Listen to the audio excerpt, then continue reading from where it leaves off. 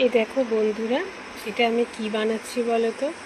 এর মধ্যে মিনিকেট চাল আছে, ছোলার ডাল আছে, মুগ ডাল আছে, মুসুরি ডাল আছে, কাজু আছে, কাঠবাদাম আছে, খেজুর আছে।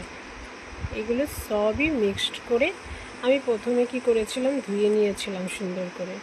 তারপরে নোংরাগুলো সব পরিষ্কার করে নিয়ে ধুয়ে রোদে মিলে দিয়েছিলাম এবং শুকিয়ে নিয়েছিলাম।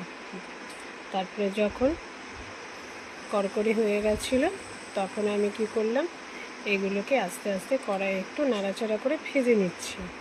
তারপর ভেজে নেওয়ার পর কি বানাবো বলো তো, স্যারেলাক বানাবো, ঘরে তৈরি স্পেশাল স্যারেলাক, যেটা আমার ছেলেকে আমি খাওয়াই।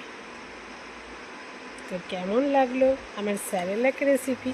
তো বন্ধুরা অবশ্যই জানাবে। এটা যখন পেশাই করা হবে না, পুরো একদম ছাতুর মতো এত একটা সুন্দর সুগন্ধ বেরোয় না, সত্যি ভালো লাগে। আর এর মধ্যে কোনো ভেজাল নেই, ঘরে তৈরি স্পেশাল স্যারেলাক, যেটা আমার ছেলেকে খাওয়ায়। তোমরাও ট্রাই করলে করতে পারো।